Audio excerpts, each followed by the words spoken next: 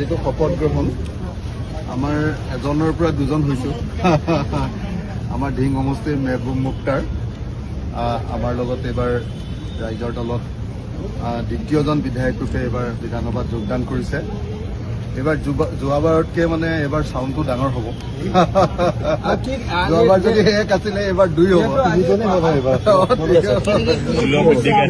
প্ৰথম কথা, আজি একচুৱেলি মইতো আজি প্ৰতিবাদৰ কাৰণে আহিছিলোঁ, কিন্তু ই যিহেতু প্ৰথম দিন মোৰ লগত থাকিলে সেইকাৰণে আজি প্ৰতিবাদটো নহ'ব আৰু মই গোটেই মানে মোৰ হাতীয়াৰ পত্ৰ বনাই আনিছিলোঁ কিন্তু যিহেতু ই মোৰ লগত আহিলে গতিকে আজিৰ পৰা নহয় কাইলৈৰ পৰা ষ্টাৰ্ট হ'ব। সাংঘাতিক ধৰণে গোটেই অসমবাসী ৰাইজ বিপদত পৰিছে, বিপদত মানে মহা বিপদত পৰিছে। আমি সকলোৱে দেখিছোঁ যে বস্তু বাহানিৰ দাম বৃদ্ধিয়ে কেৱল নহয়, বস্তু বাহিনী পোৱাটো বন্ধ হৈ গৈছে। গেছ চিলিণ্ডাৰকে ধৰি হোষ্টেলত পঢ়ি থকা ল'ৰা ছোৱালীবিলাক, টাউনত আহি পঢ়ি থকা ল'ৰা ছোৱালীবিলাকৰ যি সাংঘাতিক হাহাকাৰ পৰিস্থিতিৰ সৃষ্টি হৈছে আৰু লগতে গোটেই অসমবাসী ৰাইজৰ যি সাংঘাতিক পৰিস্থিতিৰ সৃষ্টি হৈছে অৰ্থনৈতিকভাৱে, হয়তো কেইদিনমানৰ পাছতে এতিয়া আমাৰ দেশত মন্দাৱস্থাই দেখা দিব। গতিকে যিহেতু মন্দাৱস্থাই দেখা দিব, গতিকে মানুহৰ অৱস্থা হাহাকাৰ। গতিকে এইবাৰৰ মোৰ প্ৰথম বিষয়টোৱে হ'ব UCC আনক অন্য কিবা আনক, যে কেনেকৈ এই সংকটৰ সময়ত অসমৰ মানুহক সকাহ দিব পাৰি, তাৰ কাৰণে এইবাৰ বিধানসভাই কি সিদ্ধান্ত ল'ব। চৰকাৰে ব্যয় সংকোচনৰ কথা কৈছে। যিটো ব্যয় সংকোচন সেইটো তেনেই সামান্য ঘটনা এটা।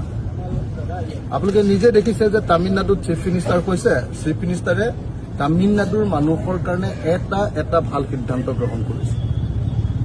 আমাৰ ইয়াত চিফ মিনিষ্টাৰ কৈছে, দ্বিতীয়বাৰৰ কাৰণে চিফ মিনিষ্টাৰ কৈছে, আমাৰ ইয়াত এটাও ৰাইজৰ পক্ষত ভাল সিদ্ধান্ত দিব পৰা নাই। আমাৰ ইয়াত শপত গ্ৰহণ কৰিছে 40খন আপোনাৰ চাৰ্টাৰ্ড ফ্লাইট লৈ, হাজাৰ হাজাৰ গাড়ী লৈ মানুহৰ বিপদৰ সময়ত। আৰু আমি নিজে দেখিছোঁ যে তামিলনাডুত যেতিয়া শপত গ্ৰহণ কৰিছে সেই ধৰণৰ হুলস্থুলটো নাই। আৰু এটাকে চাওকচোন, আপুনি আটাইতকৈ ডাঙৰ সংকটৰ সময়ত বিজুলীটো ফ্ৰী দিছে, আটাইতকৈ ডাঙৰ সংকটৰ সময়ত 3000 টকাকৈ মহিলাবিলাকক দিয়াৰ ব্যৱস্থা গ্ৰহণ কৰিছে তামিলনাডু চৰকাৰে। আটাইতকৈ সংকটৰ সময়খিনিত তামিলনাডু চৰকাৰে যি সময়ত নিট পৰীক্ষা নালাগে, আমি ষ্টেটে নিজেই মেডিকেল পৰীক্ষা পাতে, এনেকুৱা ধৰণৰ ফেডাৰেল ৰাজ্যৰ অধিকাৰৰ কথা কৈছে, সেই সময়ত আমি কি কৰিছোঁ, আমাৰ চৰকাৰখনে প্ৰথমতে তেল মাৰিবৰ কাৰণে, চৰকাৰক তেল মাৰিবৰ কাৰণে, নাগপুৰক তেল মাৰিবৰ কাৰণে, দিল্লীক তেল মাৰিবৰ কাৰণে UCC আনিছোঁ। এতিয়া UCC অনাৰ সময় নে এই সময়ত মানুহক অৰ্থনৈতিকভাৱে সকাহ দিয়াৰ সময়? গতিকে এইটোৱে প্ৰমাণ কৰিছে যে আমাৰ চৰকাৰখন ৰাইজৰ প্ৰতি দায়বদ্ধ নহয়, আমাৰ চৰকাৰখন হ'ল এই হিন্দু মুছলমানৰ যি ৰাজনীতি RSS আৰু বিজেপিৰ, সেই ৰাজনীতিক তেল মাৰি নিজৰ আসনখন দৃঢ় কৰাৰ পক্ষত। গতিকে UCC দিশটো মই সেইধৰণে চাওঁ। আমাক লাগে যি সময়ত এতিয়া মূল্যবৃদ্ধি ৰোধ কৰাৰ ব্যৱস্থা, সেই সময়ত UCC অনাটোৰ কথা নাই। যদি UCC আনিবই লাগে দুদিন পিছত আনক। মানে এটা প্ৰসংগ, আজি অধিৱেশনৰ প্ৰথম দিন কংগ্ৰেছে গৌৰৱ গগৈ এতিয়ালৈকে দলপতি ঠিক কৰি দিব নোৱাৰিলে, তেওঁলোকে আজি দলপতিবিহীনভাৱে আজি কংগ্ৰেছক বহুত সমালোচনা কৰি থাকো, আজি নকৰো আৰু প্ৰথম দিন দলপতি নোহোৱাকে আজি বিৰোধী সোমাব, দলপতি নোহোৱাকে হলে ভাল আছিলে। চাওচোন গৈ পামগে নহয়, এতিয়া হ'বও পাৰে, কালি ৰাতি হৈছে বুলি শুনিছো মই। মিটিং হোৱাই নাই বুলি হোৱাই নাই, গধূলিহে হ'ব।